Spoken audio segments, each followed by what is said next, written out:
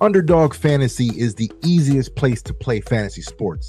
It's also the fastest growing fantasy app in the industry. In the pick'em game, you can pick whether your favorite players will have a higher or lower stat total in that week's game for a chance to win big. And as you already know, I'm going Josh Allen higher in yards every single week.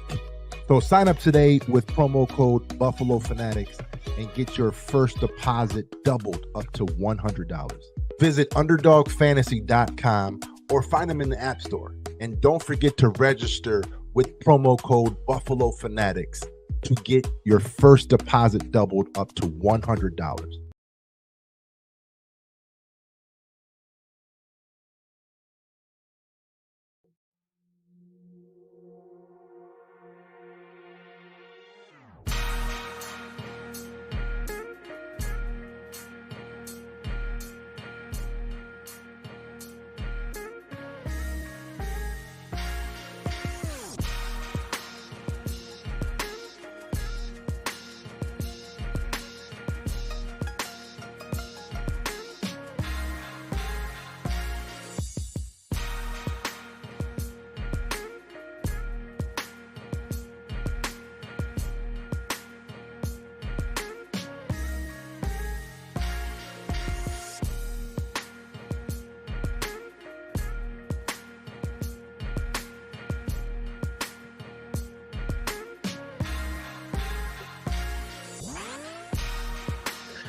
Yo, what is going on, Buffalo Fanatics? It's your man, Rev. Look, I apologize. I can't say I'm sorry, my bad. Enough. I was experiencing some incredible technical difficulties. So shout out to you guys for being as patient as you have been. But nevertheless, we are here. Ladies and gentlemen, we are here with another edition of Rated Rev, brought to you by Underdog Fantasy on the Buffalo Fanatics Network. Do me this favor, if you do so kindly, please smash that like and hit the subscribe button if you haven't already done so. And this is the roll call, ladies and gentlemen. I know it's late, but we up in this mug right now, and we've got to get fired up for this game on Monday. And we're going to talk about it tonight. So do me this favor right now. This is the roll call.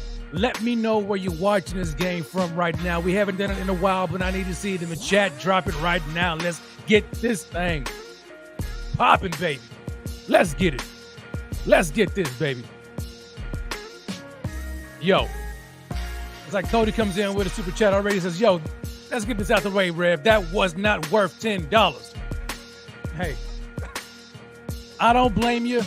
I understand completely. That Peacock was a whole hot mess.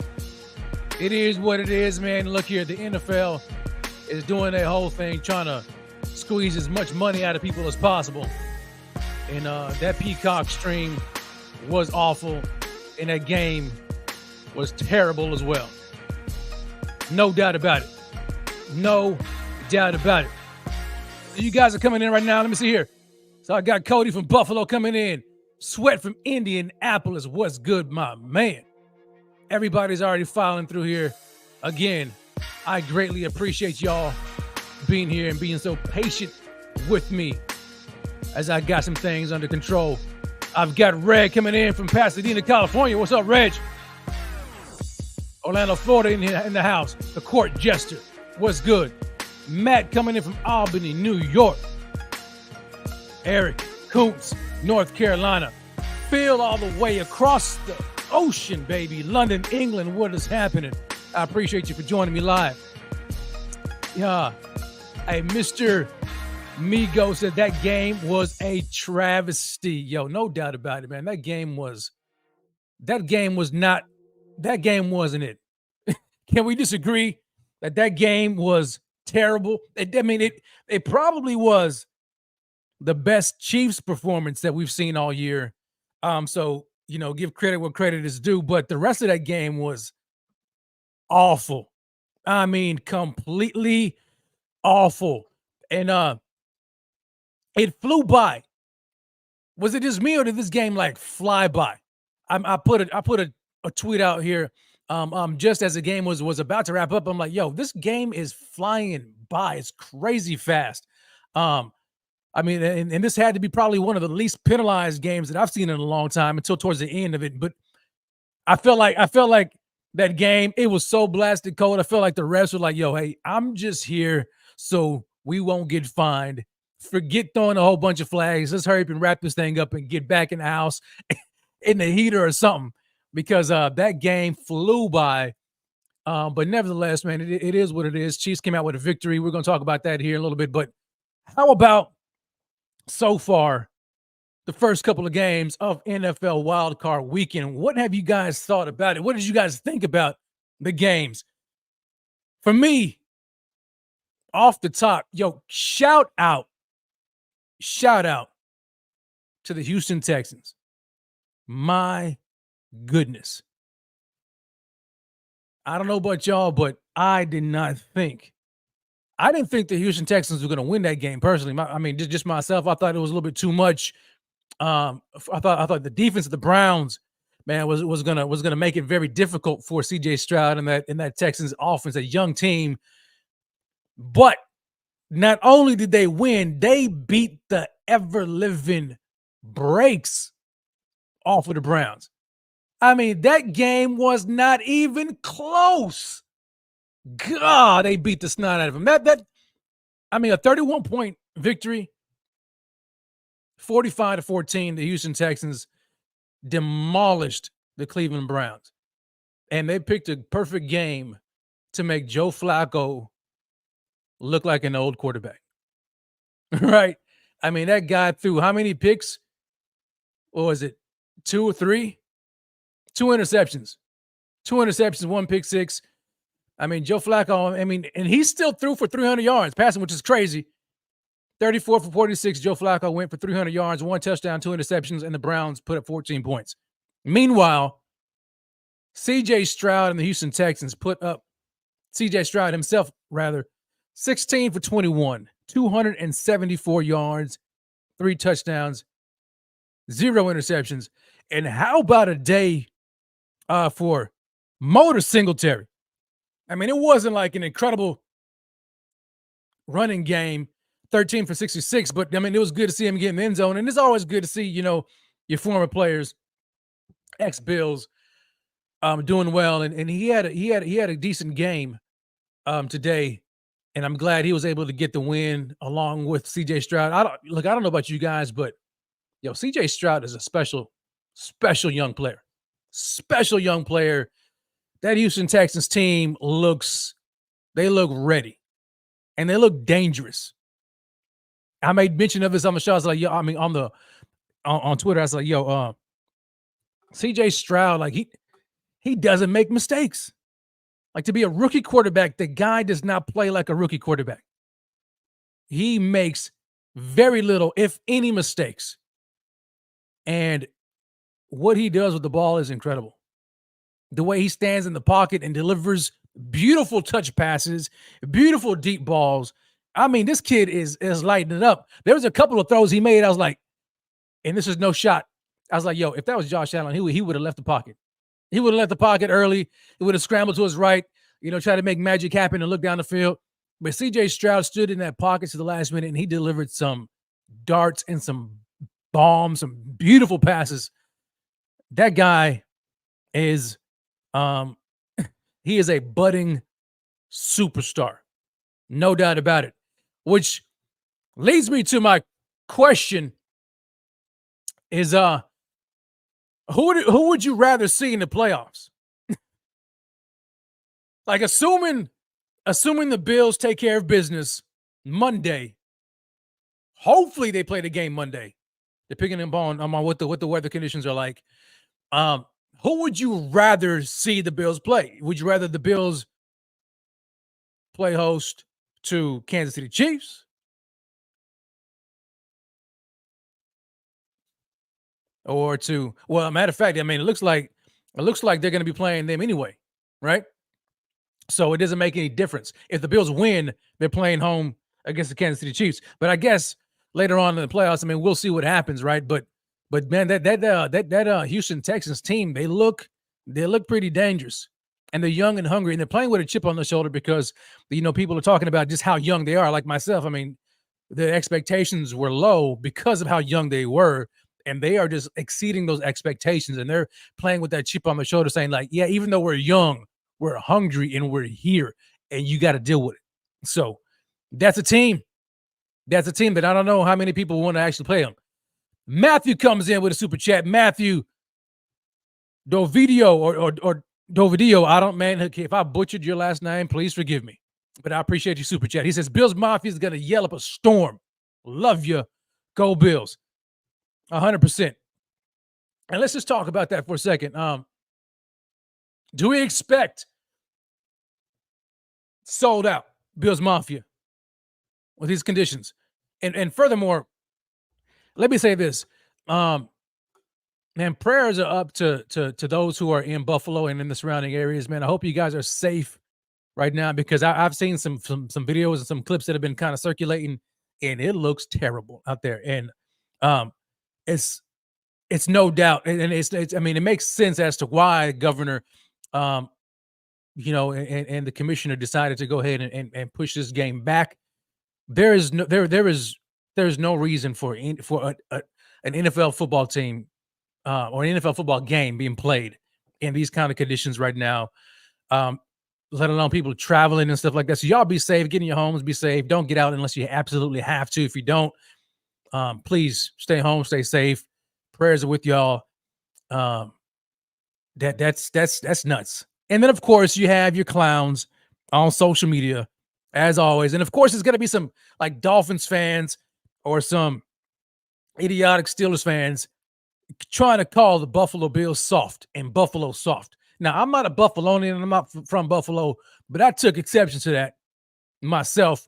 I took offense to it, and I hope the team takes offense to it too, because that whole conversation about the Bills being soft just because they pushed the game back. Look, do I need to get into it?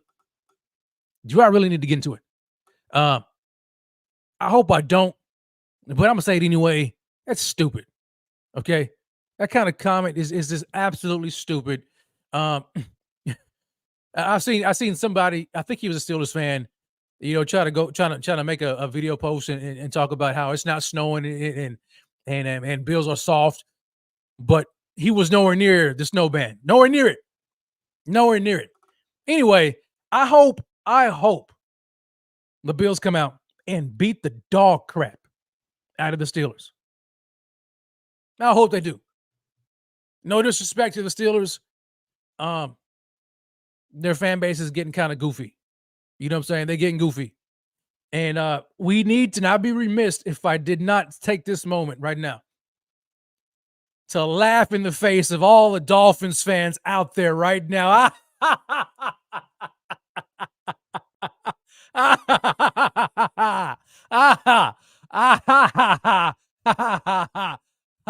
That's what y'all get.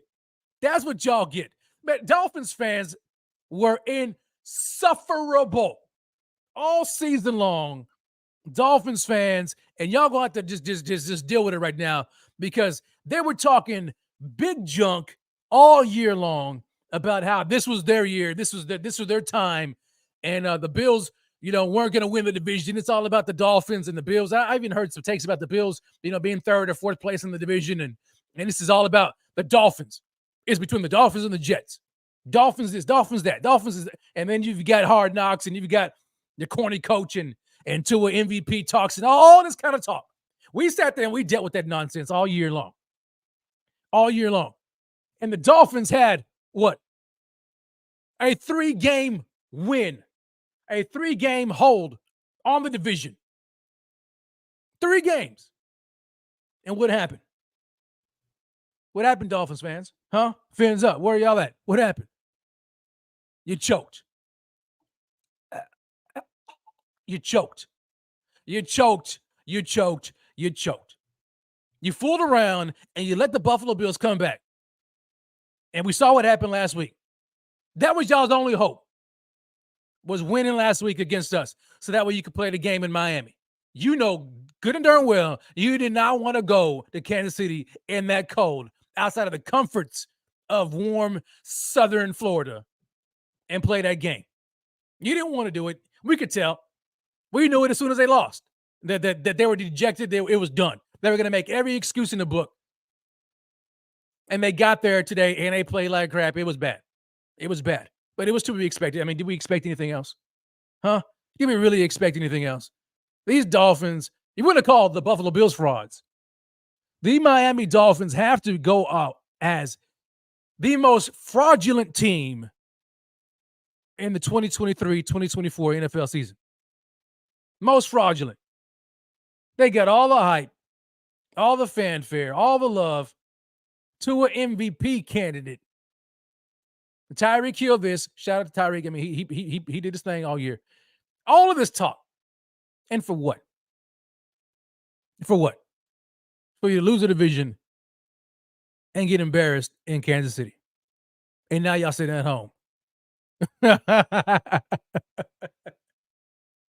where's your franchise quarterback? What y'all gonna do next year? You gonna pay the man? Huh? You gonna pay Tua? What y'all gonna do, Dolphins fans? Y'all gonna pay Tua? Yo, that's so funny. I had to talk about it. I had to get on here. You know, I had to do it because it was so hilarious. It was so, and I didn't even get a chance to go check out TD. I know he was losing himself. I can only imagine just how dejected TD was. I'm gonna go back and watch it, and I'm gonna laugh at it, and I'm probably gonna clip it and put it on there. We'll see what happens, but it was incredibly funny. I loved every bit of it, no doubt. And the funny thing is, I was kind of pulling for Miami because I wanted to see him again. I really did. I was hoping they were able to get through the Chiefs and even, maybe get through the Ravens, because I wanted to see him home again in Buffalo again, just to put it on them a little bit more. You know what I'm saying? But they couldn't get past the Chiefs, who had absolutely no offense. None until the end of the game, really. All those field goals. But nevertheless, the Dolphins went out in a blaze of glory, which is what we expected to happen. Oh, man, it was so funny. It was so funny. Snoop says, yo, the Dolphins were supposed to be the fastest offense. They were supposed to be, man, but look, they were frozen today. Frozen. And did y'all see Mike McDaniels? He was all bundled up. What happened to the T-shirt, baby? Huh? Last year, you was making T-shirts talking about, you know what I'm saying? It ain't cold enough, or whatever that dumb shirt was about. What happened? Huh? He was bundled up tonight, wasn't he? He was bundled all the way up, Jack. Oh, man, the Dolphins, they didn't want no part of that game. No part of that game at all. At all. But anyway, nevertheless, it is what it is. I take every moment I can to gloat in the Dolphins' failures. But the Bills have business to take care of Monday against the Pittsburgh Steelers. But before I get into that talk about the Steelers, I had something that I wanted to bring up because I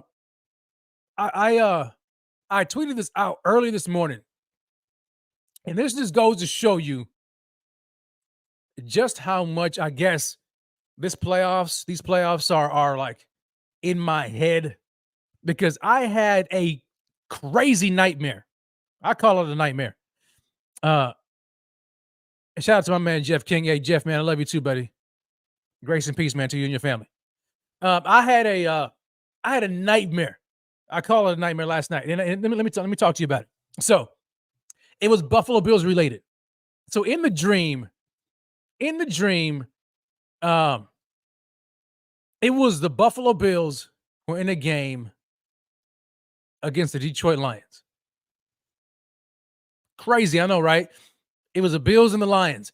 And it seemed recent. So I'm assuming the only way they're going to play each other is in the Super Bowl. Now, I'm not saying we're going to see the Bills and Lions in the Super Bowl. I'm not saying that. Could be. We'll see. But this is what my dream was about. So the Bills Lions were playing in the Super Bowl. And oh man, this almost like hurts me, just talking about it. So it was like and the dream took place, and it was like under a minute left in the game. Okay, it was like under a minute left in the game. The Lions had the ball. Okay, the Lions had the ball, and they were driving, and I knew that they had to score in order to win. And this was there. I don't remember the down and distance right here, but I felt like it was like a third down play because it's a very crucial down. And I saw McDermott in the defense. They called a zero blitz. And funny thing is, at that time, I was like, when I saw it, I was like screaming, like, no, no, no, no, no, no, no, no. And sure enough, what happened? The Lions picked up the blitz and they threw a bomb. I don't know who it was to. I'm assuming it was. I mean, I really don't know. I'm not even gonna say it. But nevertheless, the Lions scored on that play. McDermott brought the zero blitz. Lions picked it up, scored on that play, and the Lions took the lead, 20-13. Now, I felt like at the time that like the Bills had lost the lead, and so I'm assuming like the score before then was probably like 13-12 because I knew the Bills had the lead and they're trying to hold it until that point. And then the Lions scored and then they took the lead. And so it had to have been like 13-12 and maybe like the Lions went for 2-point conversion and they had a successful 2-point conversion, which kind of makes sense because we know that Dan Campbell, he's very aggressive. And so they took the lead 20-13. I remember that score vividly, 20-13. And then I looked at the clock, and then sure enough, there would be like 13 seconds left. So weird, man. These dreams are crazy. So it was like 13 seconds left after the Lions scored to take the lead. But then, like on the ensuing kickoff, it was weird. And then all of a sudden, it's like the ref stopped it, and they awarded the Bills more time on the clock. And so like it went from 13 seconds to like 30 seconds or so. Weird. I don't know what happened. I don't understand what happened. But anyway, so Bills get the ball. This is the final drive the Bills have to score to either tie the game or take it into overtime. Right? I mean, tie the game with 7, go for 2 and win the game, or go in overtime with a tie. Right? And so on their first offensive series after they got the ball, what happens? A flag. False start. And I'm like, you got to be kidding me. You got to be kidding me. Second down. What happens? Another false start penalty. And at that point, I'm like, oh my, you got to be freaking. The Bills are going to lose this game. Back-to-back false start penalties. Put the Bills in like third and forever. Nuts. Okay? Right? Crazy. And then all of a sudden, Josh Allen gets the ball and my TV freezes. My TV went completely still. It froze. And then I woke up. I woke up and I was like, oh, yo, what the heck just happened here?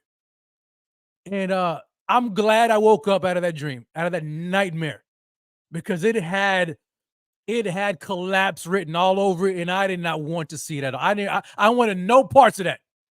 I wanted no parts of that. Yeah, Abby said, yo, this is a nightmare. That's exactly what it was. It was an absolute nightmare.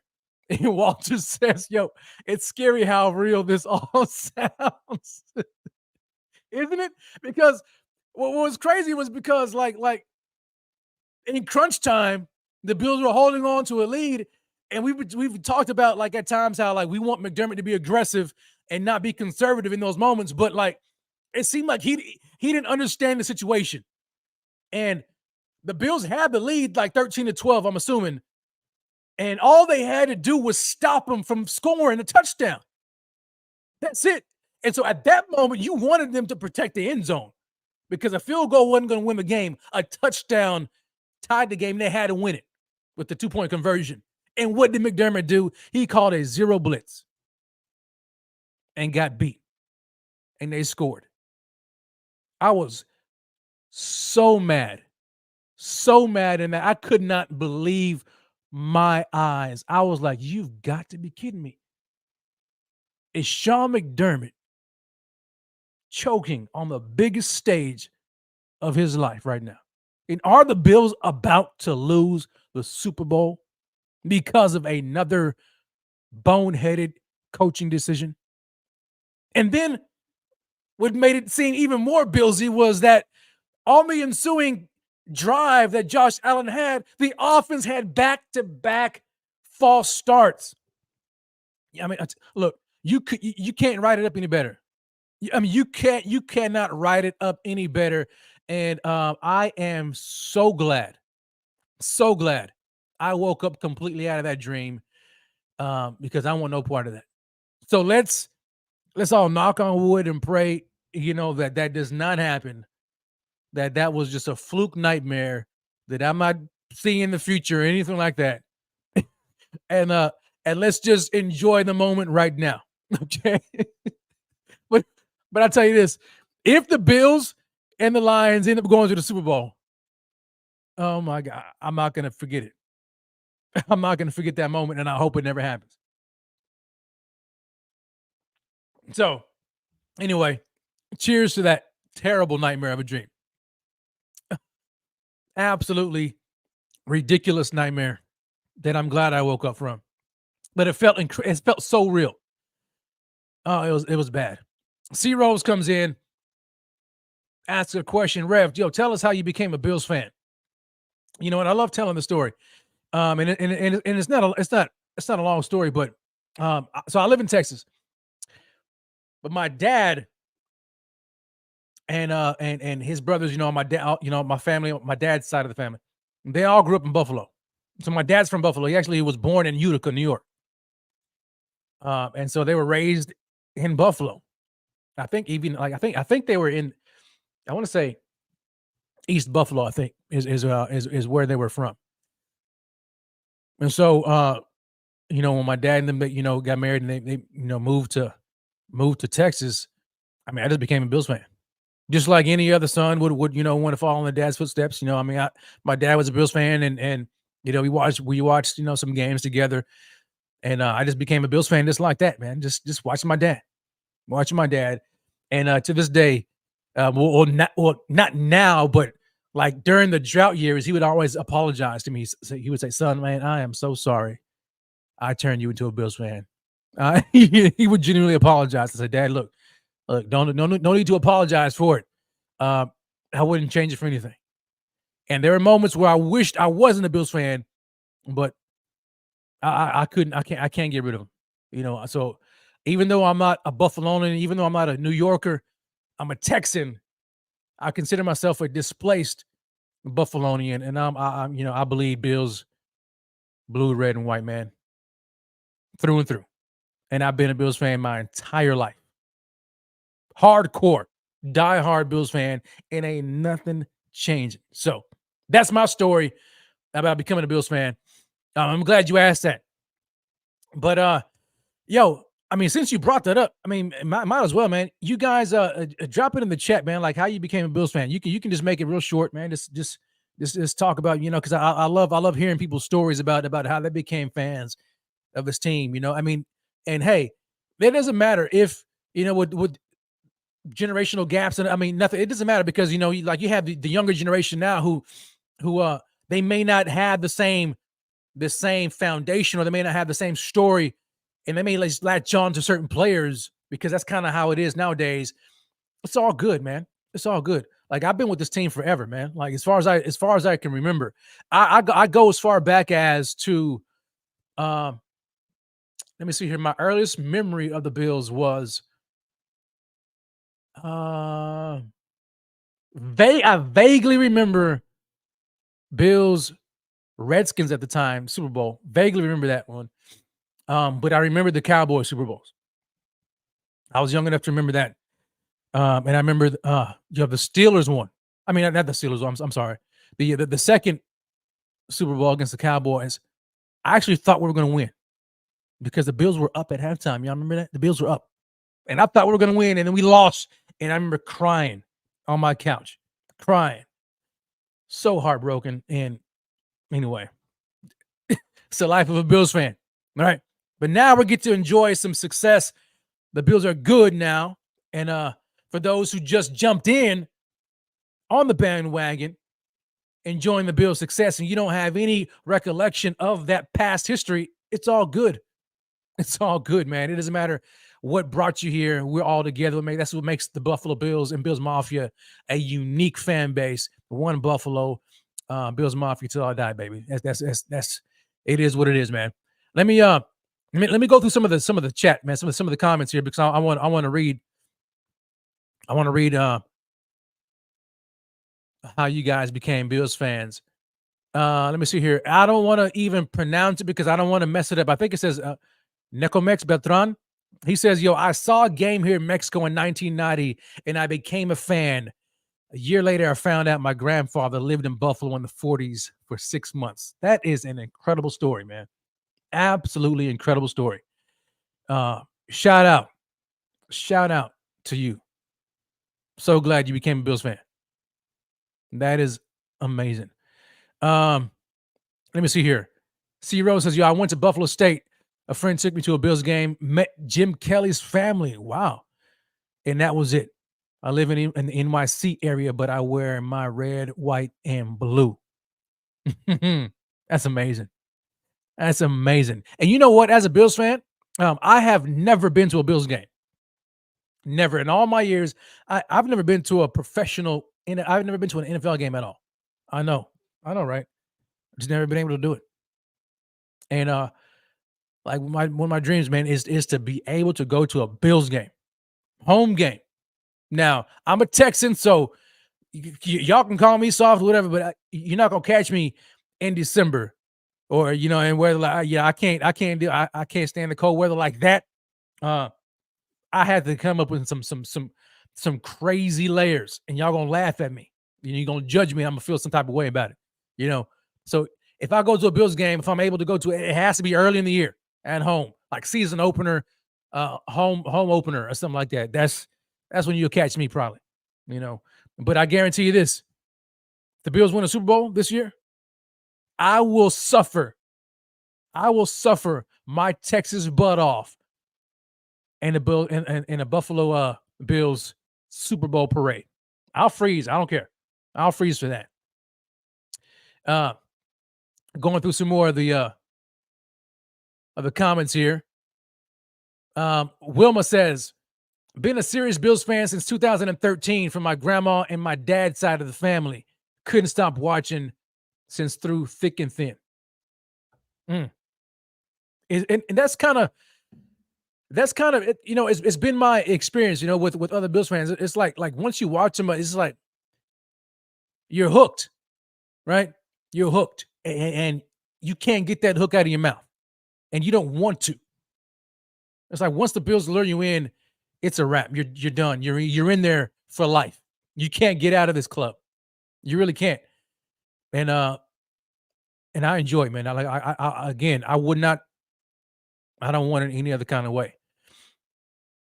Let me see here. Yo, Huck Music 808 says, yo, met OJ in Hawaii in 81. Wow. Then went to UBuff, met Don Beebe and Frank Wright. Hawaii Bills Mafia. Shout out all the way in Hawaii. That's amazing. Met OJ, Don Beebe, and Frank Wright. Wow. Incredible. Hold on. I saw one. Looks like I saw one from the UK. Here we go. Looks like it's Kier Harness says, yo, UK fan and the Bills K-gun was electric. Compared to the NFC teams, no choice but Buffalo in the 90s. 100%. The Buffalo, man, look, the Bills in the 90s they're a must-see TV. Must-see TV. I love the Bills in the 90s. That incredible team. Chock full of Hall of Famers. Now, probably my favorite player of that era for me was Thurman Thomas. Love Thurman Thomas. Was fortunate enough to even get a jersey. I got a signed jersey. Was given to me by a gift. I've got a signed Thurman Thomas jersey, man. My absolute favorite player of that era. Loved him. Andre Reed, of course, Jim Kelly, man. Bruce Smith, man. All those guys, man. Look, Daryl Talley, Steve Taskett. Incredible era of football. Incredible age of the Buffalo Bills. And it goes from that age to now the new era. the new era Buffalo Bills who are writing their own story. These Buffalo Bills now featuring Josh Allen and Stephon Diggs and Deion Dawkins and Tre'Davious White, though he's been injured. But you've got all these incredible players who have made up this team right now with Sean McDermott and the front office staff. It's an incredible moment, an incredible time to be a Buffalo Bills fan. Like we're witnessing this young team right now write their own story. And they have the pens in their hands and they control it. They control their own story. They control how this thing is written. And I hope to God that in this story, in our lifetimes, we are able to see the Buffalo Bills hoist up a Vince Lombardi trophy.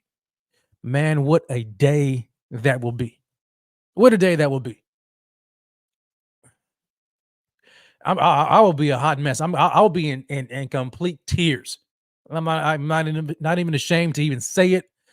I will be a mess, an emotional wreck. So let's hope that this is the year. Let's hope that this is the year. But it starts Monday. We have hopes and dreams and aspirations of the Bills winning the Super Bowl. But this is part of the process. They have to get past the Pittsburgh Steelers, who they are playing now on Monday instead of tomorrow because of the inclement weather. And so let's jump right into that. Let's jump right on into this conversation here about the Pittsburgh Steelers and the Buffalo Bills. Man, what a game this is going to be. What a game this is going to be. When you look at these two teams, one could say that both of them have faced some degree of adversity. I mean, the Pittsburgh Steelers have been many teams. I mean, many people have written them completely off. The year wrote them completely off. You look at the Steelers' record and what they were going through the year, man, and how they were still able to, especially towards the tail end of the year, manage to keep winning and keep winning and keep winning and keep winning. Like, that's a testament to that team. It's a testament to that organization. It's a testament to the head coach, Mike Tomlin, who I think is one of the greatest head coaches of our modern day. They just find ways to win. They find ways to win. It's not pretty, right? It's not pretty. It really isn't. But who said it has to be?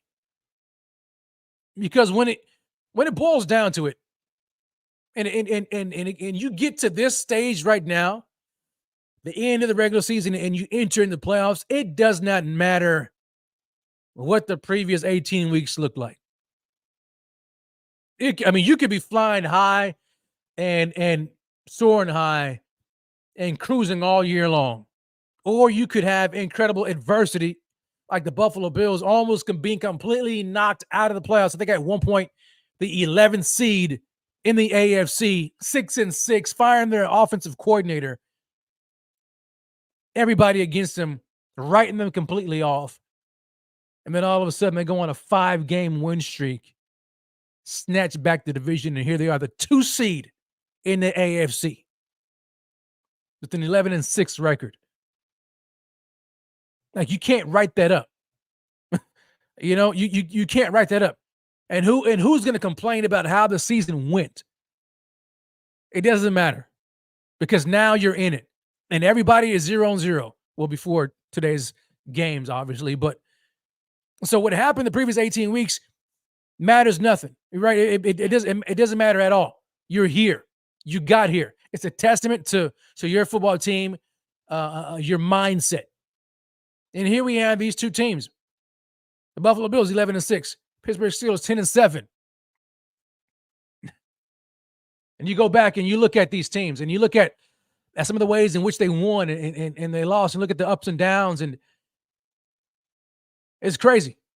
Like, who would have thought the Pittsburgh Steelers would be here? Right here. But here they are. All right, here they are. Now, we can talk about them all we want. We can say, look, they have, their quarterback, Kenny Pickett, is this and that. They're coming in here with no TJ Watt. They've got Mason Rudolph and blah, blah, blah, blah, blah. And the Bills should just have their way with them. Well, on paper, you may say that, but at the end of the day, man, look, it's the playoffs. It is the playoffs, and you cannot take any team lightly. Any team lightly. I'm sure the Cleveland Browns fan bases, I don't think the Browns team themselves thought this, but I'm sure Browns fans were incredibly confident going into today's game. Thought there was no way in the world a rookie quarterback, as good as he is, but a rookie quarterback was going to be able to win against a team that had the number one defense in the NFL and experience on the side. Joe Flacco, who's been playing incredibly well since he got on the team. I'm sure they thought there's no way it was going to happen. But once again, it doesn't matter. It doesn't matter because this is not the NBA. And this is the beauty of the NFL. You don't get 7 games to determine who's a better team. It's one game. It's one game. You've got one game, one shot to prove that you deserve to move on. It's do or die. Win and move on, lose and go home. That's the end of your season. The stakes could not be higher. It is an incredible atmosphere. That's what makes the NFL king, in my opinion. And when you're in this position right now in the playoffs, pressure's on. Because you can play 7 games, and the better team would likely win the majority of those games if it were a series like that. But you've got to be the best team and the better team on that particular day, that particular night. Doesn't matter. Record doesn't mean anything. So it makes it crazy. That's why nerves are high and blood pressure is rising and fans are losing their minds. And that's what makes it so incredible. And here we are with potentially another incredible game on our hands. The Buffalo Bills, the number 2 seed, welcoming the Pittsburgh Steelers. Coming into Highmark Stadium. It's going to be a dogfight. It's going to be a dogfight. And I want to ask you guys, is there anything in particular, when you look at this matchup between the Steelers, is there anything in particular that concerns you?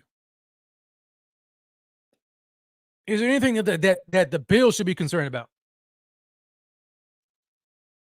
Because for me, I don't want this team to overlook anybody at all. Though I fully believe, and I know without a doubt, that we are the better team on paper. But the question is, will the better team prevail? Will the Bills prevail Monday? Or will they play down to their opponent like we've seen so many times this year so far? Or will they handle their business? What concerns you? I see already. LXB says you'll drop passes. Yep, I can see that. Mango Muffin says, the running game. Okay, whose running game concerns you? The Steelers running game or the Bills running game? I'm assuming the Steelers running game. And to that, I would agree. Blind Man Stone says Harris. All right, so let's just talk about that. Let's talk about that real quickly. The Steelers run game, crazy. Now, I don't have the stats with me off the top. Let me matter of fact, let me pull it up. Let me see if I can pull it up real quickly. Because I don't know where the Steelers ended the regular season in terms of rushing stats and all of that. But I do know that Najee Harris ran for over 1,000 yards. 1,035 yards for the season. 8 touchdowns for Najee Harris. Averaging just over 4 yards per carry. Okay. That guy is a load. That guy's a load. And then not only do you have Najee, you have Jaylen Warren. And they have an incredible 1-2 punch in the backfield, right? Jaylen Warren almost rushed for 1,000 yards. He rushed for 784 yards, averaging 5.3 yards per carry, 4 touchdowns. We know that the Pittsburgh Steelers' bread and butter is their run game. But not only is it their run game, but it is, and I just saw the comment here. Where'd it go? Because we know they have an incredible run game. We know that. But not only is it the run game that we have to be concerned about, but it is the overall essence of that team. Which, like Rico says, yo, shout out to Rico in the chat. He says, yo, it's the Steelers' physicality. That, to me, is what would bring some level of concern. The Bills have to make sure they match that level of physicality. Because the Steelers are bringing it. They are bringing it. And when we look at the weather conditions and all that, we know it's a wash.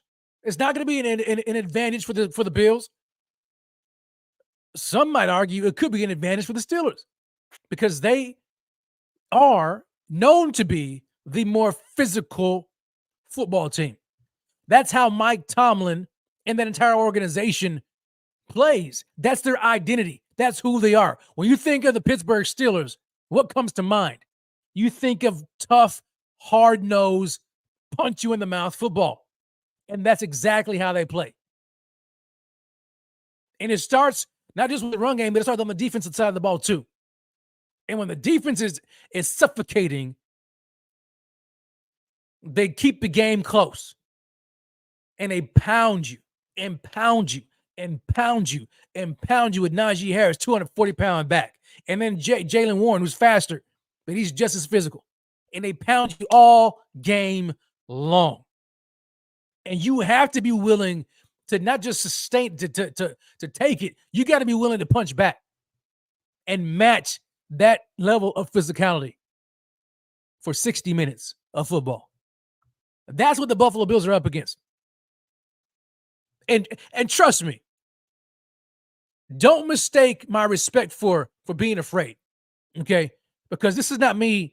Oh, Rev is just afraid of the Steelers. No, this is not me being afraid. I'm just laying it out. I'm just laying it out, and I'm just talking about what the Bills need to look out for and what we can expect. And what could be a concern. Because we also know that the Bills have a tendency of not being the best tackling team. And when you've got the weather on top, you get the elements, and then you've got to tackle 240-pound Najee Harris and big boy Jaylen Warren too. You've got to come with it. You've got to wrap up. You have to. You have to.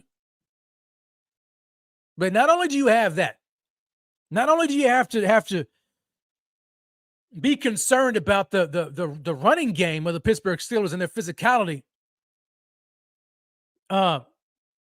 Mason Rudolph has been doing a pretty good job since he took over the starting position. And they have wide receivers. I think there's a tendency to kind of overlook the Steelers and overlook their weapons because you think, well, they're just Steelers and they're no, we just assume they're no good. Look at their record and all that kind of, I mean, they're just one game back from the Bills. You know what I'm saying? I mean, like, you know what I'm saying? They've got a guy who's an absolute dog by the name of George Pickens. We know him, right? But then not only do they have him, but they got Deontay Johnson. And then they have a tight end by the name of Pat Freiermuth, who's another dog. So they have a three-headed receiving core, three-headed monster at wide receiver, or in the receiving game that the Bills have to account for as well.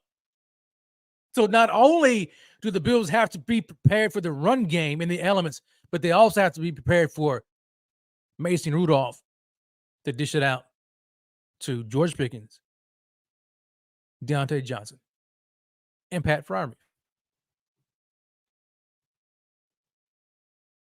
It's going to be a tough game.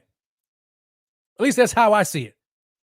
I don't see this as being the Bills are just going to slap the snot out of them and beat the brakes off. I don't see that. I don't see it.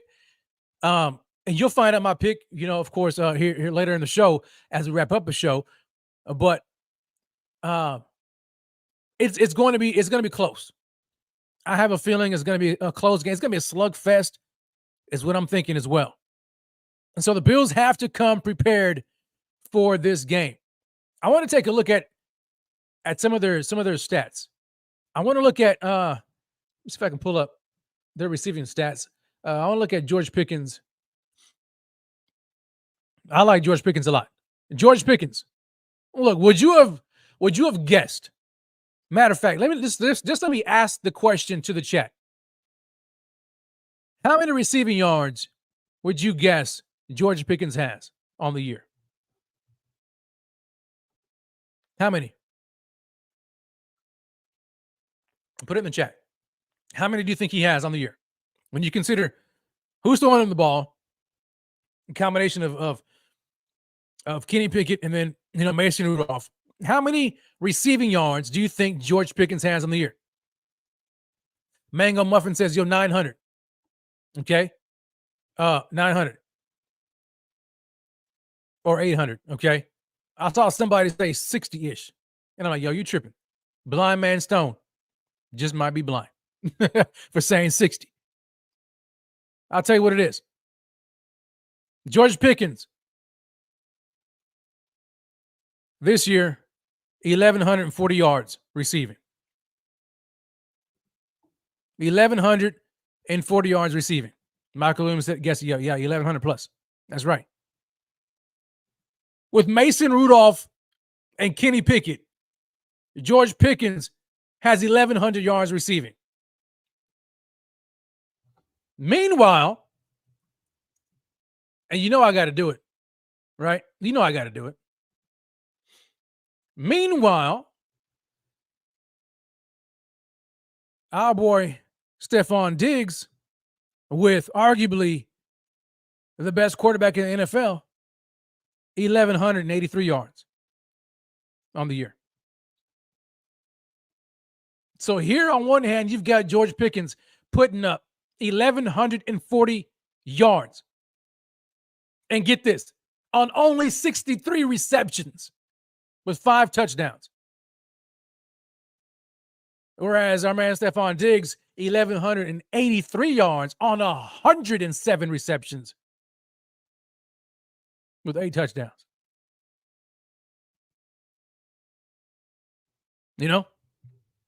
He's a guy. What I'm trying to say is George Pickens is a guy we got to watch out for. We have to make sure we account for George Pickens because he is a guy who can get behind the defense and make you look silly. I don't care who's defending him. He may get Christian Benford, but it doesn't matter because George Pickens is him. He's one of them dudes, man. He really is. I like him a lot, man, and they like to get him going behind that run game. Then you've got Deontay Johnson, and you got Pat Freiermuth. So what I'm saying, Bills Mafia, is I'm not trying to put fear in you. What I'm saying is yo, and I think Sean McDermott has said this before too. We have a healthy respect for our opponent. Just have a healthy respect for the opponent. Okay, we can talk trash all we want. I mean, all that's fun and games. You know what I'm saying?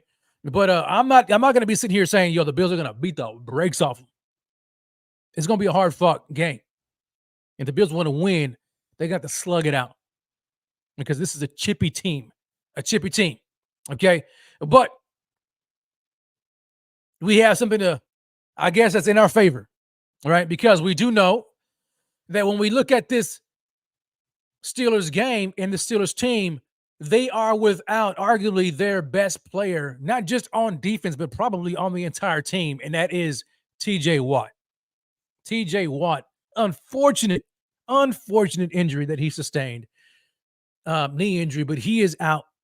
And so they are not going to have TJ Watt on the field, but they still have Highsmith, Alex Highsmith. Okay. I want to pull up their injury report because I want to see if there's anybody else.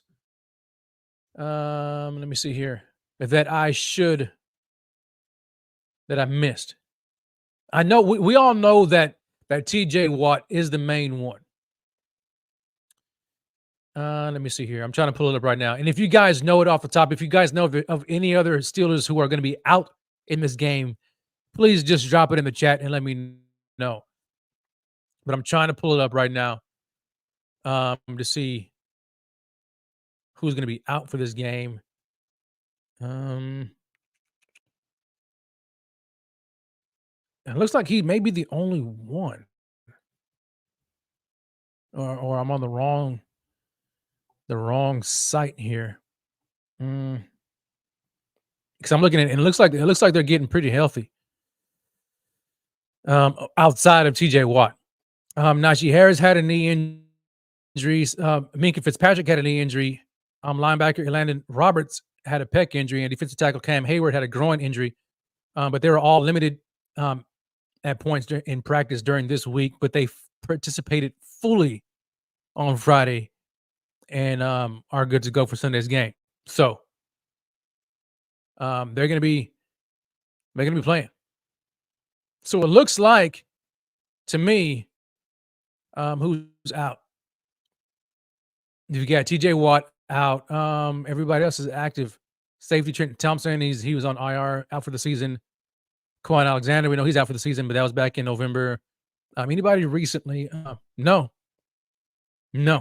So the only one so far that I can see is TJ Watt. Everybody else who was on the injury report, they're likely going to play because they practiced at some, they practiced, even if it was a limited participation, they practiced Friday. So we can expect a healthier Steelers team minus TJ Watt. Okay. On the Bills side of the ball, let me see here. Did I see? So on the Bills side of the ball, the only person that we have that's currently out for the game is Gabe Davis. All right. But now we have to be mindful of the fact that linebacker Terrell Dodson and cornerback Russell Douglas are both questionable for the game. Oh, I forgot to mention Taylor Rapp. Taylor Rapp is also out for the game. So there we got Gabe Davis out, Taylor Rapp out, and then Dodson and Douglas are questionable.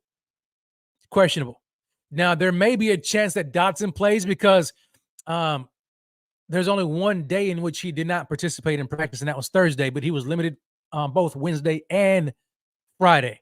So he could play. I think his chances of playing are far greater than Rasul Douglas, who's currently questionable, but he did not participate at all in practice all week. So if Rasul Douglas is out, that means you've got Christian Benford and Dane Jackson. But the question I want to ask is, man, is there anybody that the Bills bring up this game, considering the fact that they are, they're without a couple of players and could be without, two more in Dodson and Douglas? Is there anybody on the Bills team who you think does not need to be playing and who you think does need to play? For me, there's one player in particular who I think is just wasting a roster spot. It's completely wasting a roster spot. And I get it. I understand why they're trying to keep this guy playing, but in hopes of him, becoming this, you get vintage closer. But that's Von Miller. Von Miller, he needs to be out. I'm sorry. He should have been out last week. I don't know why they played him last week. It should have been Kingsley Jonathan, but instead they decided to trot out Von Miller, who, when we all saw the video of him walking out of the tunnel, had a noticeable limp that appeared to be favoring his right knee, or the knee in which he suffered or sustained his ACL injury. But nevertheless, they still played him. And what did he do? Absolutely nothing. Absolutely nothing.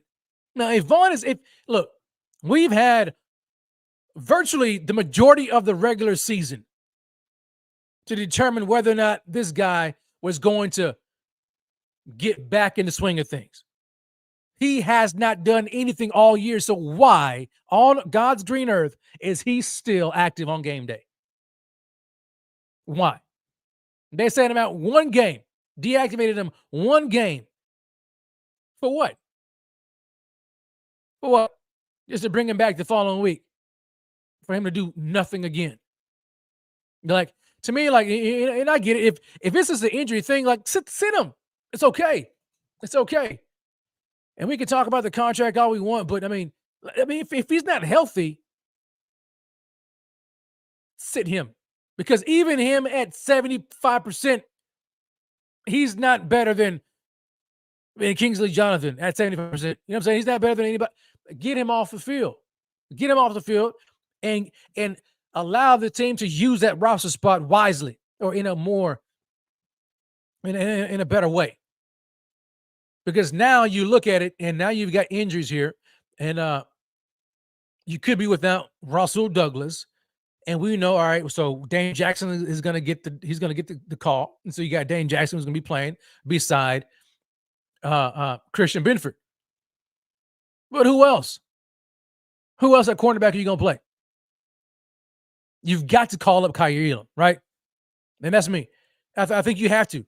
I mean, you've got Cam Lewis, yeah, but to me, like, this has to be the time in which you have to bring up Kaiir Elam. You have to do that. Just for number's sake. Because suppose, hypothetically speaking here, suppose you sustain an injury to another cornerback, and I hope this doesn't happen, knocking on wood and all that kind of stuff. You're going to be incredibly thin. And I would sure hate to have to wait and see sometime Monday, the Bills pull out their inactive list, and usually you got Kaiir Elam inactive in a game where they're incredibly thin at cornerback. I'll be highly upset. Highly upset. And you got Von Miller active. Let's not have that. Okay. Let's not have it. Let's not have it. And then you got Gabe Davis who's out. Now, Gabe Davis has been a lightning rod for the Buffalo Bills and really for a lot of Bills Mafia this year, because he just has not really been living up to the bargain, and he hasn't really been doing much this year. It's been an off year for Gabe Davis. Off year. And he sustained an injury last week, and you hate to see it, right? I mean, you really do. And I don't wish injury on anybody. And Gabe Davis sustained an injury, and he's out this game. And it's just unfortunate because he's in the contract year and he's trying to make some money, but the numbers aren't quite there. And then he's sustained his injury. He's going to be out in the playoffs. How much does his absence impact the Buffalo Bills offense? Or does it at all? Because we know Gabe, right? We know he's been up or down. He's been up or down, boom or bust. He's had multiple games in which he has had 0 targets, 0 receptions, but he's a good blocker. Like, is that what we expect out of our number 2? Out of our wide receiver 2, quote unquote, finger quotes here, is just, he's a good blocker. Is that how low the bar is now? You know what I'm saying? Like, great guy, no doubt. Hard worker, a captain. He's got the C on his chest, right? He earned it. Off year for Gabe. Very inconsistent, but really inconsistency has been his MO his entire career. How much does his absence, though, impact the Bills' offense? Or does it? That's my question I'm asking the chat. I realize he's good at blocking. So if we lose him, so are we losing that aspect of his game? Because to me, Trent Sherfield is a very good run blocker, in his own right. Not as big as Gabe, obviously, but he's a very good run blocker in his own right. I think the only thing you could miss this game is the potential for one of those Gabe Davis boom games. You know what I'm saying? Because He's so up or down. You just don't know. And this game could be the game in which he booms. But with the elements, you never know. It could be a nothing burger for Gabe. So for me, I'm indifferent. I'm indifferent because when I look at his production on a consistency basis, I think, you know what, hey man, put Sherfield in, and maybe, Sherfield, I mean, is can be consistent and give us something more than Gabe has so far this year. Let me know what you guys think about it. I've got a super chat that just came in. Hold on, where's it? Let me see if I can pull it up. My bad. You guys, please forgive me. Let me see if I can go back up to it. I just see it. I just saw it here. Where'd it go? Where is it? Here it is. Super chat from PVC Fam 4. He says, yo, do we use Fournette more in this game? Seems like his kind of party. Unless Ty Johnson is clear. Good looking out on the late night tip. Salute. Salute to PVC Fam. I appreciate the super chat. So to answer the question, I think, first of all, Ty Johnson appears to be healthy enough to play, right? I mean, he's been limited all week. When look at the injury report, he was limited all week, and so with a concussion. Okay, so I'm assuming that he's going to be back and playing in this game. Okay, and he's cleared concussion protocol. My thing is his shoulder. How is his shoulder back healthy and back right? It's not listed on the injury report, so we have to assume that he's fine.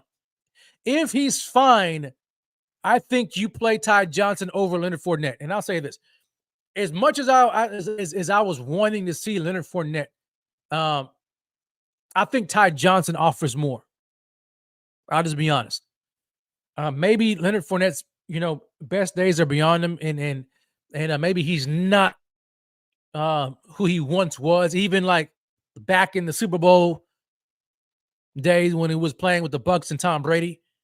Granted, yeah, he can give you a few yards here and there, but I think Ty Johnson offers you more. I believe Ty Johnson is the more explosive back, and he's just as physical. So if Ty Johnson is healthy, to me, I think he should get the call over Leonard Fournette. However, we just don't know, right? We just don't know how the Bills' offense and how the coaching staff feels about it. But for me, I think you have unlimited uses of the practice squad with Leonard Fournette. You can call him up as many times as you want in the playoffs, so it doesn't affect you none. But so if Ty Johnson is healthy, you can sit Leonard Fournette out and play Ty Johnson, who I think, like I said earlier, is the more physical. The more physical, more explosive back of the two. So I like Ty Johnson. So those are my thoughts on that. I don't think I missed any more super chats. You guys let me know if I missed anybody else's, but I don't think I did. Let me see here. I'm trying to go through it here. Yeah, no, I don't think I missed any more. So anyway, those are my thoughts with Leonard Fournette and Ty Johnson. But I do have another question that I want to pose to the chat. And that is, like, what kind of offense can we expect this game for the Buffalo Bills? Do you anticipate the Bills and Josh Allen playing down to their opponent? Or do you foresee the Bills handling business as they should? Because as I mentioned earlier, I believe that the Bills are the better team. I think they are the better team. Now, the question is whether or not they will prove to be the better team on Monday. But the Bills have a propensity to play down. So what are we thinking here? Who are we going to see? What type of offense are we going to see, or can we expect? For me, I think at this point, now granted, the Buffalo Bills can shock the world and they can really come out. And this is the thing about the Bills team and in this offense is that they really can turn it on. And at any point, no matter what game they're playing, I mean, they can just turn it on and they can just be a completely dominant team and beat the brakes off of anybody. They really can. Then they have times in which they make it look more difficult than it should be. But I will say this. I'm not concerned about what type of offense shows up. So long as we don't see the mistake-prone, Josh Allen, multiple interception-prone offense. You know, because even if it's a tough game, I feel like this team now, the way this team is built and the way they've been winning here lately, it gives me confidence in that they have found a way in which to win that works for them. And what I mean by that is this: is how many times have you heard the saying, you know, the Bills can't, or the narrative that the Bills can't win close games, or the Bills, you know, they can't do this and they can't do that. The Bills have been winning close games for the past several weeks. And I think what I can expect is a tenacious team that does not give up and has no quit in them. And even if they happen to find themselves down or not performing their best, like a la last week in the first half of the Dolphins game, they have the ability to come back and turn it on. Even if it's in the fourth quarter, they have that ability. And so I'm no longer worried in that regard. Does that make sense? I think that they've shown me enough now, really throughout this win streak, that this team can either blow you out or they can get it in the mud. You know what I'm saying? Really, like they can either beat the ever living, you know what, out of a team like the Dallas Cowboys 31-10, or they can go on a slugfest, you know, against a division rival and beat them by 7. It doesn't matter. Like, this team is built tough, and that's what I lay my hat on. Is believing in the fact that the Buffalo Bills, no matter what happens, I think that they still come out on top. I believe they come out on top, no matter if it's ugly or not. If they have to win a gritty game, I think they can do it. If they have to prove to be the more physical team, I believe they can do it. Even against a team like the Pittsburgh Steelers. I really do, man. I absolutely do. I do. And this is where I want to talk about here is when you look at this team and you look at this game and these matchups here, who do you believe is going to be the unsung hero of this game?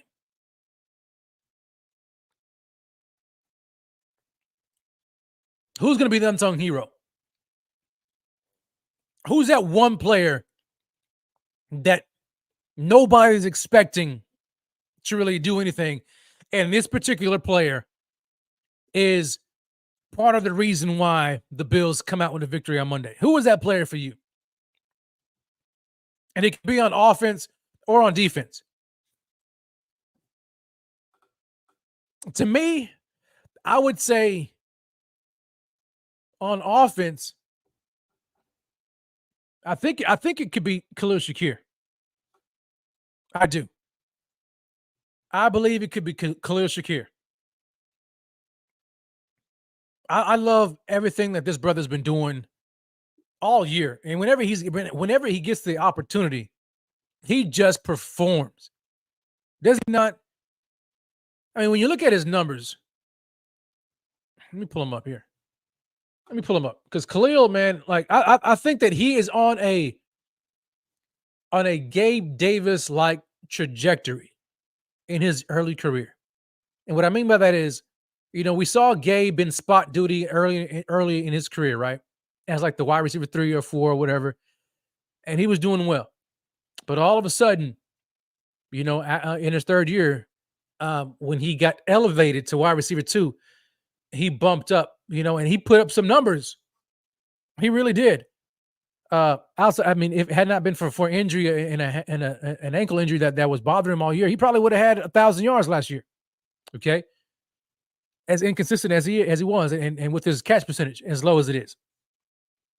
But when you look at Khalil Shakir over his career, I can see a similar trajectory for him. I mean, his rookie year, he was barely used. He had 161 yards receiving his whole entire year on 10 receptions. But we saw glimpses of man, if they play Shakir more, I think he really has a shot to do something. And this year so far, I mean, he's gotten a bump in production and a bump of in opportunities. And on 39 receptions for the regular season, he has 611 yards, 611 receiving yards, averaging over 15 and a half yards per reception. Only 2 touchdowns. But what I like the most is his catch percentage. Because if I'm not mistaken, the last time I checked, and I think this was before the Dolphins game, though, he had a catch rate of close to 80% in games that he had 3 receptions or more. He averaged like over 80% catch rate. It's ridiculous. This year, he's averaging 86.7% catch rate. It's nuts. And we see how clutch he is. And so while the Steelers are going to be paying attention to Stephon Diggs, I think Khalil Shakir has an opportunity to really break out and be that receiver who shows up and shows out in this game. Yeah, I'm looking at 86.7. Your Mango Muffin says 86.7 now. It's nuts. It's crazy, man. Like this guy is, and I went on record, I think last week I said, I asked a question, I said, which player on the Bills offense, not named Josh Allen, do you trust the most? And I said Khalil Shakir. And I meant it. I said it with my chest. I said Khalil Shakir. And I know it may sound sacrilegious because you look at, you got Stephon Diggs, man. What are you talking about? Yeah, but Diggs hadn't really been doing much of anything for a pretty good while now. He really hadn't. Now they finally featured him more last week, but he really hadn't. But every time Khalil Shakir gets on the field and they target him, what happens? He's money. Catching passes behind him that Josh throws behind him, and then taking off for yards after the catch. And we all saw that long reception that he had. Well, it was really a lot of yards after the catch against the Dolphins on the sideline, where he almost scored and he broke free, but he just narrowly got shoved out of bounds. Otherwise, he would have scored. And we forget how fast he is too, because at the combine, the brother ran like a 4.45 or 4.43. He's fast. And he's 6 foot, just under 200 pounds. So he's not a small receiver either. So Khalil, man, like I think this is the game. Now that Gabe Davis is not going to be playing, I think this is a game where Khalil Shakir can really put a stamp on not only himself but his future, and really make the Buffalo Bills have an uncomfortable decision to make regarding Gabe Davis going forward at the conclusion of the season. You know what I'm saying? Like, I really think that this could be a Khalil Shakir game where he's like, yo, I'm him. And where he almost makes Gabe Davis, even though he's a first-year captain, he makes him expendable. He makes him expendable. You look at what did he do last week? Khalil Shakir, 6 targets, 6 receptions, 105 yards receiving, 17.5 yards per reception, 46 yards was as long. Ridiculous. 100% catch on 6 targets. 6 targets. He caught all of them. Every last one of them. And had over 100 yards receiving. For over 17 yards per reception. I'm telling you right now. If you hadn't heard it yet, you heard it right now. Khalil Shakir is going to be that guy. And as Ebony says, he is definitely reliable. 100% definitely reliable. And Mr. Migo says, Shakir has a chance to prove it. I believe he does. And Edward brings up a good point. He says, and Kincaid is a great tight end option. And how good is it? When you look at it, let me just say this. The future, in my opinion, is bright for the Bills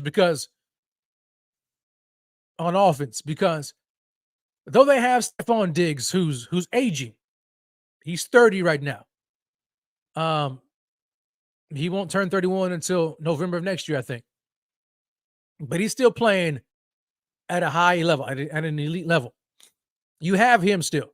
But you have 2 young receiving weapons who are still on their rookie contracts in Khalil Shakir and Dalton Kincaid, who have incredible promise in this offense. And then on top of that, you have to assume that Brandon Beane is going to add more receiving talent to this team, whether it's via this free agency or in the draft. And if he can add another receiving weapon in the draft, a young player, then that will give the Bills 3 young receiving weapons, all 3 on rookie contracts. The future is bright for the Buffalo Bills, ladies and gentlemen. It absolutely is. Kudos to Brandon Beane and his scouting department for what they were able to do by bringing Khalil Shakir and Dalton Kincaid. And I think Kincaid has another opportunity as well before him in this game. I love the Bills' weapons. You know what? And I think the Bills are best. I think Josh Allen is best when he's able to spread the ball around, don't you? When he's not so hyper focused on Stephon Diggs. I mean, he understands that Diggs is the guy, right? He's his number one, right? So he has to target him. But when he's able to spread the ball out, he's at his best in that capacity. Like, let me go back to last week. I want to go back to last week and let's look at these numbers. So look at this. Khalil Shakir, 6 receptions, 105 yards receiving. Stephon Diggs, 7 receptions, 87 yards. Dalton Kincaid, 7 receptions, 84 yards. And then you got Trent Sherfield sprinkled in with 3 for 24. Dawson Knox, he had a couple of receptions for 22 yards. And then James Cook out of the backfield. And then obviously Gabe Davis got hurt. 0 receptions, 0 yards. Okay? But just look at the way Josh was spreading the ball around. Khalil Shakir, Stephon Diggs, Dalton Kincaid. That is the Bills' big 3 going forward. Shakir, Diggs, Kincaid. Those 3 right there. Plus you've got James Cook out of the backfield. I think, look, I'll put those 3 weapons in, and then you include James Cook up against anybody else in this playoffs right now. Plus we got Josh Allen throwing in the ball. Man, look, I'm telling you right now, if Josh Allen and the Bills offense plays a mistake-free game for the most part, who's beating this team? Who's beating them? Huh? Who is? Nobody but themselves. Nobody but themselves. And Ebony asked, what about Justin Shorter? Is he still injured? Yeah. So Justin Shorter, they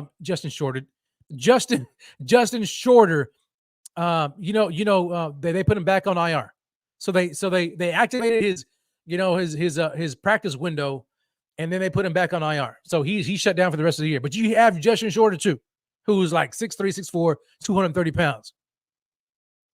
You know, a big body receiver. Not that fast. I think he ran like a 4.5, but we don't know much about him. We haven't seen him in the regular season. We don't know what he can do. But you have him going into next year too.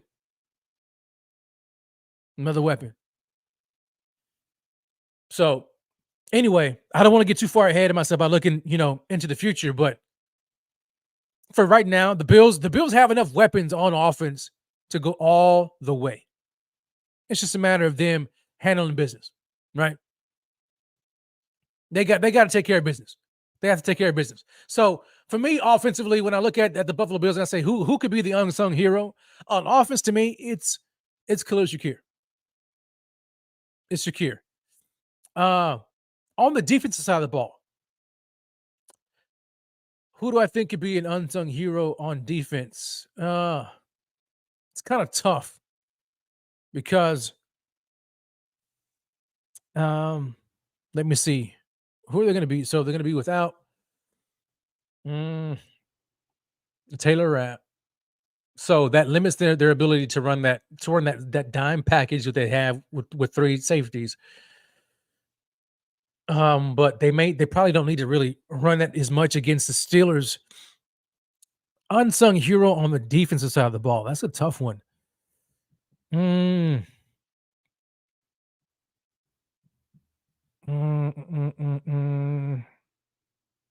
Golly. I think it could be Dane Jackson. And I'll say this. Here's why. We poo-poo a lot on Dane Jackson. I do my fair share as well. But there are moments in times where Dane Jackson, and he's probably in some ways like the Gabe Davis of the defense, right? On defense, he's kind of up or down. You'll have a game where he's getting torched, and then you have a game where he's just like on fire. You're like, dang, like where'd he come from? I think this could be a game where Dane Jackson has himself a game. I do. I can see Dane Jackson really shutting down his side of the field, whether he's on Deontay Johnson or George Pickens. I'm thinking he probably going to be on Johnson. I can see Dane Jackson having himself a good game. And I would venture to say he probably has a pick and a couple of pass breakups in the game. Dane Jackson, and the more I say it, the more I like it, because he's just prone to do it. And I know he's inconsistent, but which is why I said he's kind of like the Gabe Davis, on defense. But he has the ability to do it. And I think when his number's called, and in this type of a moment, why not Dane? Mr. Let me see here. Where'd it go? My bad. Mr. West Ashley says, yo, it's Ed Oliver. Shake Mason up. You win. Now, I don't think it's going to be all that difficult for the Bills and Sean McDermott to shake him up. Now, it's all about how quickly he gets rid of the ball, or if he just, or even if the Steelers, allow him to sit back in the pocket, that much, knowing that the Bills have a pass rush that can get after him. They may just hand the ball off and throw the ball sparingly. It depends on the flow of the game. We really can't determine that right now. We have to see how the game transpires early. But he's not a quarterback that I'm concerned about. You know what I'm saying? I view him much like I view Tua. You can rattle him. You can get after him. And he's not mobile at all. So if Ed Oliver is able to get in there, if our pass rush is able to get after him up the middle, I think it's going to be a long game for him. A long game. So they better hope that their run game is effective and they stick with it. But if these big boys on the defensive line, like I expect them to do, if these big boys come ready, Daquan Jones mixed with Tim Settle and either maybe it's Poona Ford or or and then you've got Ed Oliver. And if they come with it and they shut this run game down early, they shut it down, and the Bills' offense is able to get out to an early lead, then they can put them one-dimensional, which means you're not going to have to worry about the run game. That's when the Bills' defense is at their best. They're able to pin their ears back and blitz and be aggressive and get after it. That's when I think the game favors the Buffalo Bills. And it could, if that happens, you could see the lead spread. You know what I'm saying? That's all contingent upon the Buffalo Bills offense doing what they have to do first, which is get off to a fast start, get points on the board, and put the pressure on the Pittsburgh Steelers to be one-dimensional. And I guess I just kind of like ran right into my next segment, which is Big Dubs, baby. Hold on. Let me let Jordan Poyer say it, because I've got to have Jordan Poyer say it, because this is time for Keys to Big Dubs! Big Dubs! So Keys to Big Dubs with the Buffalo Bills. I already said it, and I'll say it again. For me, offensively, I want to see the Buffalo Bills get off to an early start, a fast start, get on the board. I don't care if you sustain a long drive. I don't care what it is, but your opening drive for the Buffalo Bills offense needs to end with 7 points. Okay, you need to suck the life out of the Steelers. So if the Bills can get out to a fast start, then I think it builds momentum for the defense. And the defense then can get after it. And the Bills' defense then needs to shut down the run game. Key in on the run game. You stop the run game, you, in essence, stop the Steelers' entire offense. And you make them one-dimensional. So offense, get off to a fast start, score first, do what you got to do. Defense, stop the run. If they do that, then I think that the pass rush is just going to inevitably get there. We're going to shake up Mason Rudolph. He could throw a couple of picks in the game. Those are my keys to the game. And I don't care how they do it. I don't care if they blow them out or if they win a close game. I don't care. Just move forward. Move on to the next round. You know what I'm saying? Nobody's looking at style points in the playoffs. Those are my keys to the game. Let me take a look at your keys. Let me go through the chat to see if I see anybody's keys here to the game. Drop them in the chat if you haven't already done so. Let me see here. Yo, Mike asked a good question. He says, should the Bills receive if we win the coin toss? Good question. I don't think so. Now, Sean McDermott very rarely elects to receive the ball because he likes to double dip. So he chooses to defer to the second half because he wants his defense to get out there first, shut them down, and then the offense goes out there and scores. But then they like to have the ball right before a half, and they score. They like that. Ideally, they like to score right before the half, and then coming out in the second half, they get the ball back again. And they want to double dip and score again. So that's why I think the Bills should keep with that and just defer until the second half, because I think the defense of the Buffalo Bills can really set the tone for the game. I do. I think they can. I think if they come out there and they show the Steelers that they're not afraid of their physicality or their run game, and they're able to get out, get an early 3 and out, or they just, they make a stop where the Steelers get no points, not even a field goal opportunity, and they have to punt. I think it's a win for the Bills defense early in the game, and it sets the tone. And then the Bills offense can come out there and do what it do. So, in a long roundabout way of saying, to answer your question, no. No. Go ahead and defer. Go ahead and defer to the second half. Let me see here. Oh boy, looks like I got a Chief trolling here. The Chiefs will be in the AFC Championship game. Pause. Okay, pause. I know y'all are happy you just beat the Miami Dolphins. I know you're happy about that. But let's just pause. You got a long road ahead of you. A very long road ahead of you. And assuming the Bills win, Monday or whenever they play, you've got to come to Buffalo, which is what oh my gosh. I so want this. I want this so badly. And I know I can't be the only one here, but I so badly want Patrick Mahomes and the Kansas City Chiefs to finally take their tail on the road and come play Buffalo at Highmark.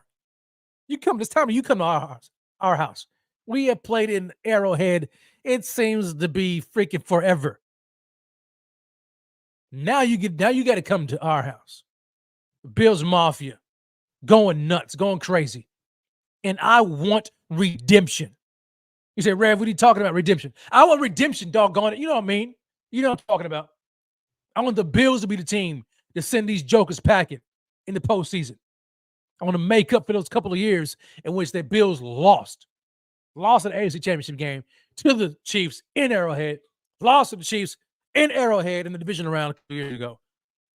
Now you got to come to Buffalo if we win this game. And I want to knock them out of the playoffs. Send them packing. That's what I want. And I can't freaking wait for that. But before we get there, we have to handle business against the Pittsburgh Steelers. All right? Yeah, I know Mahomes is coming. Okay, so you're assuming, so you're with me then. So you think the Bills are going to win against the Steelers. That's what you're saying. I appreciate it, Captain Mike. Thank you for that. Thank you for that. As far as keys to the game, DMX says, shut down the run. Shut down the run. Hold on a second. I'm getting a chat here. It says, can't believe they moved the game to Tuesday. Are you serious? That's not true. Tell me that's not true. Tell me that's just a typo and you meant Monday, right? Tell me you just meant Monday. Can somebody confirm that? Did they move the game to Tuesday? Or is it still being played on Monday? Chat, you guys handle that, okay? I'm pretty sure it's still on Monday. I haven't heard anything about them being moved to Tuesday. At all. RC3 says, but Rev, how would it feel if they beat us? I'm not even going to talk about that. That's backwards thinking. We're not even having that conversation. And there's no if. That's not right, dude. No, it's still Monday, right? Y'all Google that for me. Y'all Google that for me. Because y'all got me tripping. Y'all got me like, man, are you kidding me? But anyway, so DJ Barossi says, the satisfaction from that would be unrivaled. Talking about the Bills beating the Chiefs is what I'm assuming. In Buffalo, knocking them out of the playoffs. It would be completely unrivaled. At that point, you would have me believing, Michael Williams, that this is our year. I'm kind of already almost there. You know what I'm saying? But what kind of got me thrown off a little bit is, that whole conspiracy, that whole Super Bowl logo conspiracy and all that with the colors and the colors being purple and red would kind of, would lead you to believe that it could be the Ravens and the Niners. Whatever. We will see. We'll see what happens. But man, I just want to handle business Monday. And then I want to see the Bills beat the brakes off of the Chiefs in Buffalo. Hold on a second. So Monday still, I've got Paulie saying, Tuesday is looking to be moved only if they don't shovel out the stadium in time. Are y'all serious?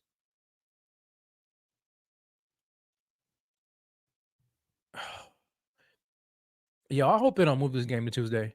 Now, granted, I don't want to be selfish because I don't know the conditions. I don't know what the conditions will be by then. Okay. And lives are more important than the game at the end of the day. Okay. But I think it should be okay. I'm hoping and praying that everything will be fine and they'll be able to clear the roads and get the stadium cleared out. And the game will proceed as scheduled on Monday. So that's what I'm hoping is going to happen. All right. Because, man, if they move it to Tuesday, that's going to be terrible. Because imagine they move the game to Tuesday. But then you have to figure out, then you have to factor in the fact that the winner of that game will have to be prepared. They'll be at a disadvantage because then they'll have to be prepared for a game on a short week. Because the NFL doesn't have scheduled for the division round. They don't have any Monday night games. It's only Saturday and Sunday. So if they do move the game to Tuesday, the winner of that game will have to be on a short week. And you can say, yeah, but they had, extra days to prepare for this game. Yeah, but that has nothing to do with next game. With what happens after the game. There could be injuries after the game, and you mean to tell me that the guys have to turn around and what, Wednesday, Thursday, Friday, 3 days and be prepared for a possible game on Saturday, on 3 days of rest, maybe 4 if they get lucky and get a Sunday game? That's crazy, right? That's crazy, man. So I hope it doesn't happen, right? I hope that doesn't happen. So I got people saying, the driving ban is going to be gone Monday morning. Okay. Well, then that should be good. That should be good. Anyway, man, you guys threw me off there, man. I saw that possible game being moved on to Tuesday, and I was like, are you serious? No way. No way. All right. So anyway, so we talked about keys to big dubs and unsung heroes of the game, but now comes the time. Now comes the time, Bills Mafia. You already know what time it is, baby. You know what time it is. And in this particular segment, man, it fires me up because then I tend to go all out. And so I hope y'all are ready because I'm ready. On my mama. On my mama. I put that on my mama. On my mama. Ladies and gentlemen, boys and girls, it is time for On My Mama. Drop it in the chat. I need to know from you all. What is your On My Mama take for this game against the Steelers? What do y'all have? Give me your most crazy, ludicrous take that you believe is going to happen and put it on your mama. Now, I went ahead and said earlier that I can see it being a tight game. So I can't come in here and go on my mama and make it seem like it's going to be a blowout. And I'm definitely not going to sit here and say it's going to be a shootout because I do not see that happening whatsoever. Although that could be an on my mama take, an unconventional on my mama take, nevertheless. But I ain't going that far. But I'll say this. On my mama. I already mentioned it before, and I'll say it again. The unsung hero on defense is going to be none other than Dane Jackson. And why is Dane Jackson going to be the unsung hero? Because on my mama, Dane Jackson is going to have not 1, but 2 interceptions on the game. 2 interceptions on the game for Dane Jackson. Showing up, showing out, next man up. He's doing his thing, and that's on my mama. Shout out to Dane Jackson. I'm already feeling it, baby. I'm already feeling it. Day Trooper comes in and says, on my mama, 2021 playoff Josh returns, baby. On my mama, where he's just unstoppable. Unstoppable. I love it. Let's see here. On my mama comes in from Kier Harness, says, on my mama, 0 picks for either team. And Connor McGovern gives up 0 pressures. I like it. Because Connor McGovern's been he's been kind of leaky. So if he's giving up 0 pressures, it's gonna be a good day for the Buffalo Bills offensive line, which means Josh Allen is standing upright and he is able to slice and dice this team to pieces. I love it. On my mama. Let's go, baby. Mr. Diggs comes in and says, on my mama. The Bills create at least 3 turnovers with a peanut punch. Get on that ball, baby. I love it. At least 3 turnovers. I'm already calling 2 from my man Dane Jackson. I don't care who gives the other one. I like it. I've got Fraser comes in. Farzine says, yo, on my mama, Taron Johnson will have an MVP game. Taron Johnson. I love Taron Johnson, man. Taron Johnson, Mr. Second Team All-Pro. We're talking about All-Pro Taron. Shout out to Taron Johnson. Having an MVP game. He's going to do it. Facts. Michael Williams comes in and says, yo, on my mama, Mason Rudolph is getting sacked 7 times, baby. 7 times. Oh, I love that one. I love that one. Griffin comes in. Crazy take, but I love it. On my mama. Allen throws for 515 yards and 5 total touchdowns. Light show. Cook leaves early with... Hold on a second, bro. I ain't even going to speak that last one. I'm not saying that one. You had me with everything else. But that one, I'm not saying that one. Nah, that's not even coming out of my lips. Why would you even say that, dude? Why would you even say that? Anyway, Allen throws 515 yards and 5 total touchdowns. I like it. Okay? Boom. Yeah, you almost had me on that one, bro. Yo, I had you over here laughing. Man, yo, y'all see that? I was going with it too. Griffin had me going. He had me going, and I saw it. I said, hold on, bro. Pause. I am not saying that. That is not even coming out of my lips, bro. Tripping. Anyway, now that y'all got me, Griffin got me, he's got me pre-reading these things before I put them up on the screen. Here we go. All right, YouTuber 9 says, yo, on my mama, Dalton Kincaid, Stephon Diggs, Killer Shakir will have 300 plus total yards receiving. I put that on my mama. Oh my gosh. Can you imagine? All 3 of them collectively have 300 total yards receiving. Oh man, that'd be crazy. I like it. I like it. Calvin Ashley comes in and says, yo, on my mama, Leonard Fournette, 110 yards. Was that on the ground? Is that receiving? Is that total? What is it? I'm assuming it's on the ground. Mr. Ziggs says, yo, Griffin is not for real. Sorry, dude, was trolling. Cook goes crazy. Hey, all right, there you go. I was like about to say, man, because you had me. You had me for a second. You had me for a second. That's that's funny. So that's my on my mama take. I put it on the defensive side of the ball. Do I feel an on my mama take on offense? No, I'm just gonna leave it on defense. I'm just gonna leave it on defense. You gotta leave it on defense. Y'all continue to drop your on my mama takes here. You continue to do it. Let me see here. All right, yeah. So Calvin Ashley says, yo, that's gonna be on the ground, 2 touchdowns from Leonard Fournette. All right, I like it. Bryson comes in and says, yo, on my mama, Cook at 150 total touchdowns. I'm sorry. My bad. I read that wrong. 150 total yards. Imagine if those touchdowns. Crazy. 150 total yards and 2 touchdowns on my mama, baby. And Josh Richardson says, yo, on my mama, Josh Allen and Diggs will be back to 2021 form. Just in time for a playoff push all the way to Vegas as they hoist up the Lombardi. Let's get, because you know it. Allen plus Diggs equals 7, baby. We got to get it. We got to get it. Oh, I like this one. Ebony says, yo, on my mama, a repeat of that January 22 game against the Pats, scoring on every single drive. On my mama. I love it. I love that one. Yes. That's the kind of game I want to have. That's the kind of game I want to see. I do. Let me see here.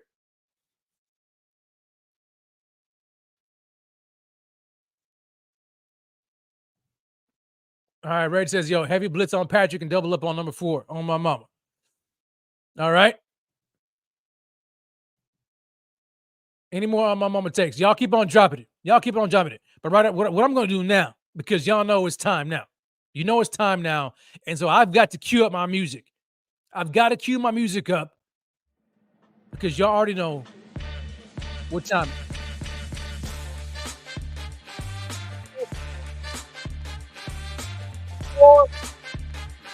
time, ladies and gentlemen. We have come to the near conclusion of the show, but I need y'all score predictions. Let me know right now in the chat how you feel about this game. What do you have? How do you see it transpiring? Is it a Bills blowout? Is it a close game? Is it a Bills taking an L? How do you see it? Let me know right now in the chat, baby. Let me know how you feel in the chat. Mr. Diggs kicks us off. 31-19 Bills, baby. All day, every day. I've got Day Trooper G-Dub says, yo, 31-16 Bills. I love it. And I've got Luis Matos comes in. Says, yo, on my mama, the Steelers fans will shut the F up when the Bills score 28-17, 3 sacks and 2 interceptions. You already know what's happening, right? You already know it. You already know it. I ain't gonna say nothing, just like Dolphins fans ain't said nothing since. Hush mode. Mr. Migo says, yo, 24-17 Bills. Steven Jordan, 35-10 Buffalo, baby. DMX, 24-17 Bills. Mike, the Buffalo 7-1, 633-13. A huge 20-point victory for your Buffalo Bills. Ronald Bryant, 27-10 Buffalo. Tanner Smith, 38-14 Buffalo Bills, baby. 38-14. That's a huge win by the Buffalo Bills. I would not be mad at that at all. Mike comes in, says 27-13 Buffalo. Huge shellacking by the Bills, according to Reg. 36-3 Buffalo. 2 defensive touchdowns. You ought to put that on my mama, baby. Andrew says 34-16 Bills. On my mama. We want that revenge game. Looks like that's from Herd Life. I can't make out the rest. I'm sorry. It's an old English lady. I'm sorry about that. My bad. Let me check out some more scores. I see a close game from Ed 7Q. Bills, 17-14. Bryson comes in, 38-13 Bills. Calvin, 24-13 Bills. I've got Michael Wheeler, 34-10 Bills. Rosaline Jacob comes in with a massive victory by the Buffalo Bills. Not only is it massive, it's a complete shutout and an embarrassment of a performance by the Steelers. The Bills win 34-0, sending them jokers back to Pittsburgh. Oh, man. I would love that too. No joke. No joke. Hill Slayer 12 says, yo, Steelers up early. Bills call back in. Take it to overtime. Allen wins first overtime game, 24-21. Hill Slayer. Yo, I think it's you every time. I don't know. Maybe I'm wrong. But, yo, what is up with this overtime? I don't want an overtime game. I don't want it, man. I don't want it. For once in a long time, I want an easy game where I'm not worried about it, where my anxiety is not up, or my blood pressure is not up. Can we have a chill game? I don't want to take this game into overtime, man. 24-21, according to Hill Slayer. Oh, man, I can't have it. YouTube 35-14 Bills. Daniel says, yo, Bills are up. They win 23-19. Slick Crook, 33-13. 33-13. Mark Rump says, yo, Bills win 28-13. Yo, Luis Matos says, yo, Bills are bad at overtime. Yeah, that's right. They're undefeated. I mean, yeah, they're winless in overtime. Winless. Day Trooper says, yo, man, my heart can't take overtime. Mine either. Andre says, yo, no overtime. Please, no overtime. All right, so my score prediction. For me, ladies and gentlemen, I see a close one.